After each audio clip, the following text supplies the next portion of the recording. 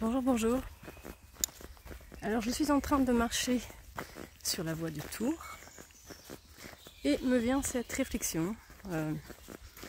D'où commencer son chemin de Compostelle. Parce qu'évidemment, quand on a cette idée de partir sur le chemin, eh bien arrive très rapidement cette deuxième question, d'où je vais partir.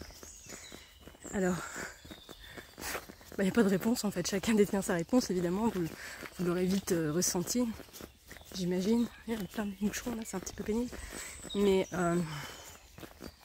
alors en France, il existe différents points de départ connus, voilà, maintenant, historiquement, qui tracent donc des voies à travers la France.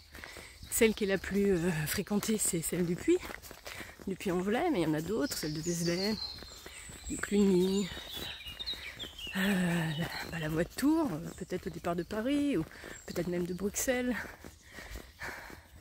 la voie du Mont-Saint-Michel, au départ du Mont-Saint-Michel, celle qui pourrait partir de la pointe Saint-Mathieu. En fait, il n'y a pas vraiment de départ. Le départ, c'est celui que vous déciderez. Voilà, de partir peut-être de chez vous, comme je l'ai fait en 2019, comme d'autres le font aussi chaque année, dans cette symbolique que tout part toujours de soi et qu'en même temps, finalement, peu importe d'où on part, puisqu'on emmène toujours tout ce que nous portons, où que nous soyons.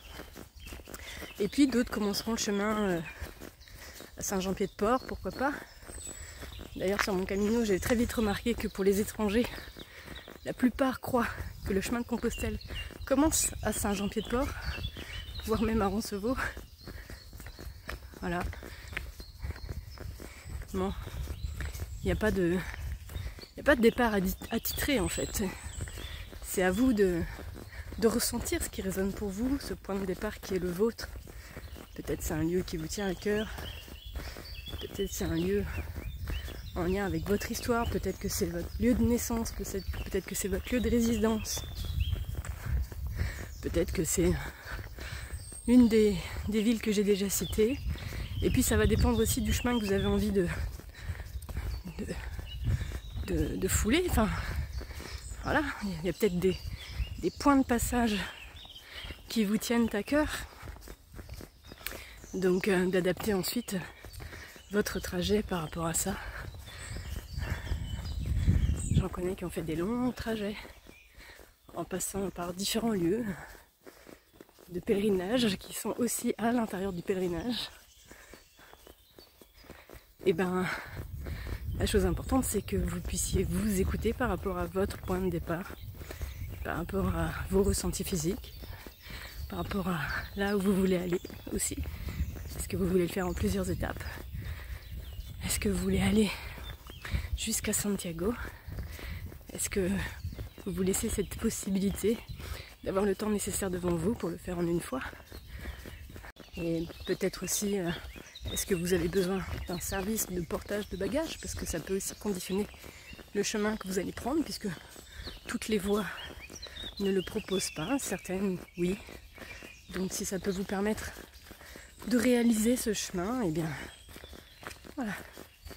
Je pense que chacun doit être à l'écoute de ses envies et de ses possibilités, et qu'il vaut mieux le faire avec un portage de bagages plutôt que de ne pas le faire du tout.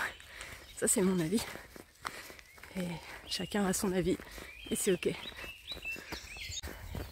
y a tellement de critères qui rentrent en jeu et chacun fait son chemin en fonction de son histoire, en fonction de ses envies, en fonction de ses moyens. Je crois que l'essentiel, c'est d'oser y aller, de faire ce premier pas de la décision, de dire ok, j'y vais. Si seulement vous pouvez ressentir tous les bienfaits que tous les pèlerins que j'ai pu rencontrer ont partagé avec moi suite à leur expérience, tout comme moi d'ailleurs je le ressens chaque fois quand je marche. Et j'ai juste envie de vous dire, peu importe le point de départ que vous choisirez, mettez-vous en chemin, allez-y. Et je serais contente d'avoir votre retour d'expérience par rapport à là d'où vous êtes parti, vous, ou d'où vous souhaiteriez partir, ou est-ce que vous avez des interrogations. Voilà. Merci pour vos partages qui enrichissent tout le monde. Je vous souhaite à tous un buen camino, un joli retour vers vous-même, dans cette écoute de soi, en lien avec vos propres aspirations, pour une vie plus légère et plus belle. Bonne route, à tout bientôt, ciao ciao. Prenez soin de vous, parce qu'en prenant soin de vous, vous prenez soin du monde.